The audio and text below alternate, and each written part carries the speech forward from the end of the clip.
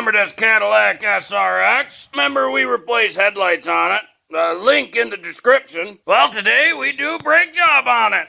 Do the front rotors and pads, and do the rear rotors and pads. Get a nice kit from Detroit Axle. Come with all 4 rotors and all 4 sets of pads. Pretty good deal too. Link in the description. They get shipped in a nice box. It's basically a race car. Well, to start this job, we'll get all these center caps off and just need a little flathead screwdriver. Pry it in that little gap and pull it out. Get a 22mm socket. Loosen up all these lug nuts.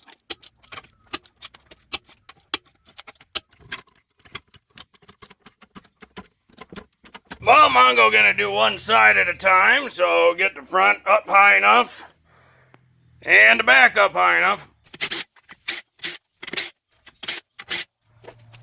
Well, inside here we have our caliper here. This is our caliper bracket. This is the outer pad, and this here is the pad material. Look pretty good, still lots of life on it, but you can tell from the shape of the rotor or the witness marks, the pad's not really contacting in here, and it's not really contacting in here.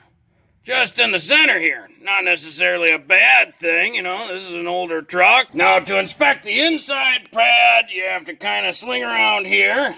And you got these 2 inspection windows. And looking inside, this is the outside of the pad. This is the pad material in here, and then this is the brake rotor.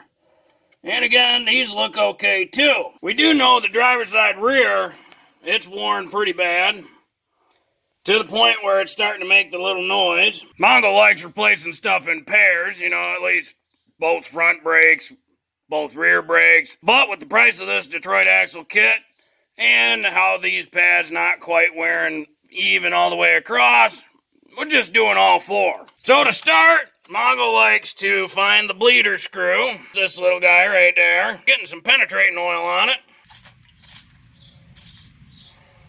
So that way you can kind of start loosening it up.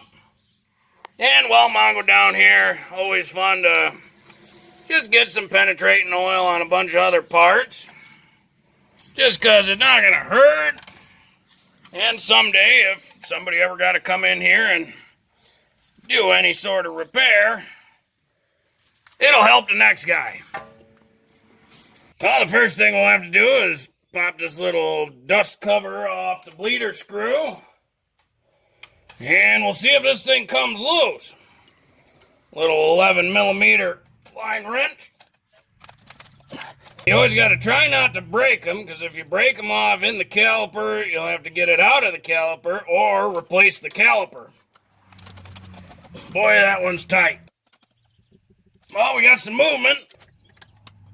And it looks like she'll come loose. Yep, and it looks like some brake fluid's leaking out. Now we'll take our great big C-clamp and slide it in between each slot, because this is a dual piston caliper. And basically we're squeezing the caliper together, and the excess brake fluid is coming out. Get her all the way down, and close off our bleeder. Then we can loosen our C-clamp, go down to the next, open our bleeder back up, and compress it again. And you always want to close the bleeder in between these, so that way when you release it, you don't suck in any excess air.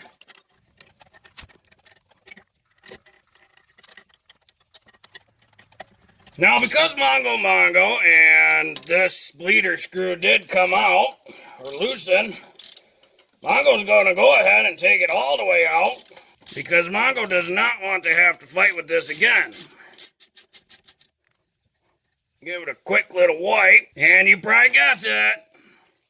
Throw a little bit of anti-seize on it, just so that way in the future, it doesn't continue to get gummed up to where it won't want to loosen up or come out. Now you have the option here, you can remove the caliper from the caliper bracket, or you can take the whole caliper and bracket assembly off. Mongo's going to take the caliper off the bracket right now. And we got a 13mm bolt here with a 19mm there as a hold down. And then there's one on the bottom of the caliper too. And now that caliper is loose and we can slide it right off. The pads remain contained in the bracket itself. And you can see this is a dual piston caliper. And so now we can just hang it up on the shock so it'll stay supported. Now we can get the caliper bracket bolts off, and those are just inside. There's one kind of at the top, there's an upper one and a lower one. These usually pretty tight. And with those bolts out, we should be able to pull our bracket right off. And the pads are still in there. Now to get the rotor off, there's one little T30 screw in it. And that's just a screw that goes in from the rotor and into the hub. All that little screw does is secure the rotor to the hub for assembly, disassembly, that type of thing. And with that out of the way, the rotor should come right off. And you can see in here on this side, the pad had another goofy wear pattern on it. Now, it's always a good idea to make sure your new parts match your old parts. You know, same size. So you just kind of line them up and, yep, that's the same size. That looked pretty good. That looked pretty good. So Mongo think that's the right rotor. Same with the pads. That looks pretty good. On this bracket, there are two pads. They are not the same. The biggest difference being one of them will have a little tab sticking out. And that's the little identifier that tells you when it's time to replace your pads. So it's good to note that orientation, so that way you make sure to get it on it. Now normally that should always face the rear, meaning as you back up, the rotor will go this way. And if it gets within the right distance, it will pull that tab and make a noise. Now all new rotors come with a rust inhibitor coating on the metal, so that way it doesn't rust while it's in storage or shipping. Get some of our good buddy Mr. Brake Clean and clean that rust inhibitor coating off, because that coating will cause your brakes to squeal like crazy. And then flip it over, be sure to get the other side.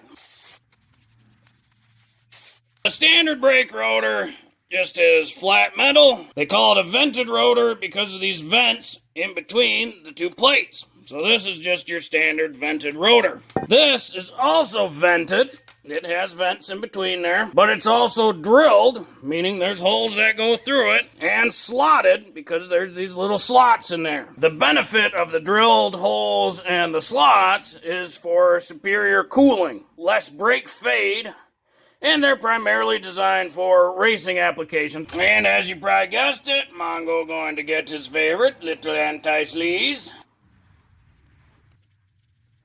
And then we can mount this rotor, making sure the screw hole lines up. You'll over torque it real quick if you're not careful, but that feel pretty good. Now we're going to take a look at these slider pins, and this is just a little rubber boot. And they should slide right out. These have some grease on them. They don't look too bad. A little bit of rust here. Gonna wipe this grease off. And then hit them with the wire wheel. Then we'll take some Sil Glide and put new grease on these pins. That cleaned up real nice from the wire wheel.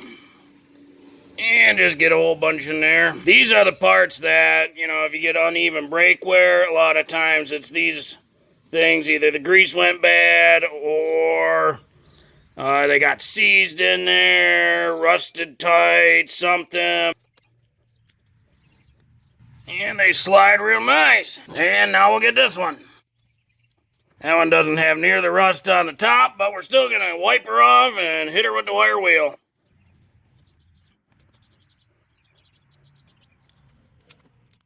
And now we can take our pads out. And we can take this metal hardware stuff out. These little guys. Mongo always likes to go through with a wire brush and just clean off any debris on where those guides go. That way when you put the new ones in, there's no chance that some piece of junk It's going to block it from seating all the way. Get 2 of these 4 out of here. They should all be the same. Always good to confirm though. Slide those into place. Take a little bit more of our Sil Glide. Just get a bit on your fingy. And we want to just wipe that onto these metal pads. That way there's just a little bit of lubrication there for the pads to slide on. Get a new pad out. Don't touch this ceramic surface, because if you get any oils on there or anything, or grease from your fingies, it'll cause brake squeal, because that stuff's pretty absorbent. If you do have to touch it, Mongo recommends just wrapping a towel, so that way your fingies won't touch the pads. Slide these into place. Now sometimes these are pretty tight. Before Mongo put the brake caliper bracket on, of course, gonna do some anti-seize on the bracket bolts. Carefully slide our bracket back into place and line up these holes.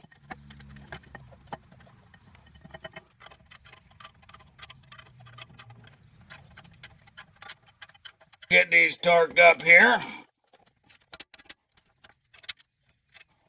Then we can get our caliper down. And hopefully we push those pistons back enough, and we sure did. If not, you might have to put the pads back in and compress the piston some more. Of course, Mongo, get a little more anti-seize on there. Line up our bottom bolt.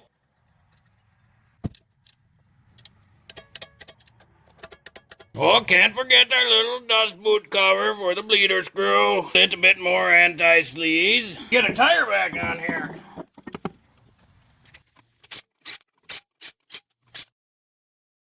Mongo already got the tire off and everything, but we're going to start out just like the front, just putting a little lube juice on all the bolts. Rear brakes have an electronic parking brake back here on this cable called a drum-in hat, which means there's a small drum brake inside the hat of the rotor. That's for the parking brake. Disassemble the rear caliper just like we did the front. So we'll crack this bleeder open, or we'll see if the bleeder cracks open. Now the one on the rear is a 10 millimeter, and looks like it's moving. Take our big C-clamp again and compress the pads and the caliper and get rid of that brake fluid. Now this is just a single piston caliper, so we don't have to go back and forth and press it a bunch of times. And once it's tight, we'll close our bleeder back off. And we can remove our big C-clamp. Mongo's gonna do on the back like he did on the front. Take this bleeder all the way out and put some anti-seize on it, because it's moving good and wants to keep it that way. Share a little secret with you. Most shops, when they do this, they will compress the caliper without cracking the bleeder open. Probably a liability thing, because if the shop were to break the bleeder off, then the shop is responsible for a new caliper probably, and they don't want that responsibility, so they don't crack the bleeder. They compress the piston. What you can do, you can put the C-clamp on there and just compress the piston, and it will push that fluid all the way back to the master cylinder. The main reason Mongo don't like doing that is because as you use your brake fluid, depending on your braking habits and techniques and whatnot, the heat from the brakes, if you're too aggressive, will start damaging the fluid inside the caliper. It'll break it down a little bit, in essence, and you won't have as good a fluid in there. So when you crack the bleeder and compress the caliper, and all the fluid comes out, then only good fluid goes into the caliper. If you don't crack the bleeder and you just compress the fluid back up to the master cylinder, you, in essence, contaminate all your brake fluid. And then the shop can try to sell you on a brake fluid flush, which you should never need, but that's Mongo's thinking. Now we can loosen these 2 caliper bolts. These are 14 millimeter.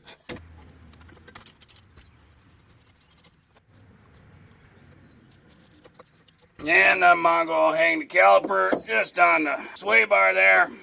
Just make sure it doesn't drop. Caliper bracket bolts off. These are 18 millimeter. T30 screw is still here. And you'll notice this one just wants to spin and doesn't want to come off.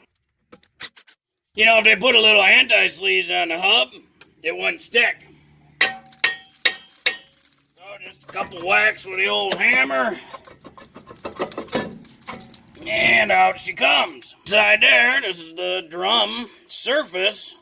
So the drum in the hat of the rotor, that's your parking brake. These little drum and hat parking brakes usually never wear out unless you happen to try to drive with the parking brake on. And Mongo just like to spray the dust and debris off with a little brake clean.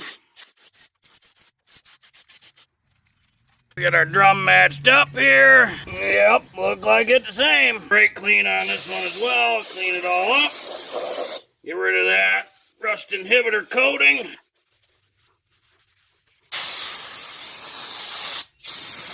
Be sure to get the inside that drum too. Mongo will get his anti-seize coating on there. And we can line up our little hold down screw. Pull our little sliders out. Get the little boot off. And he's in good shape. Still, we're gonna clean off the old grease. Mongo gonna hit it with the wire wheel. Put on our new grease. Get our pads off. Be sure to remember the orientation. Get our metal brackets out. Hit this up with the wire brush again. Get two of our new metal bracket things out. Get a little bit of Seal Glide on the fingy. And we get a new pad. This is the pad that came off, and Mongo pretty sure this was the wrong pad for this position. Because when this sits on the car, the little identifier on when you gotta replace pads is in the wrong spot. It should be in reverse, it should be activated. This would activate it during drive. So Mongo gonna put on the pad he pretty sure should be on there, which is this one.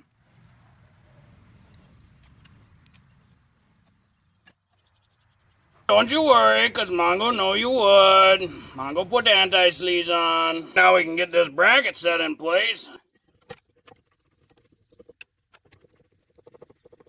Get the bracket torqued down.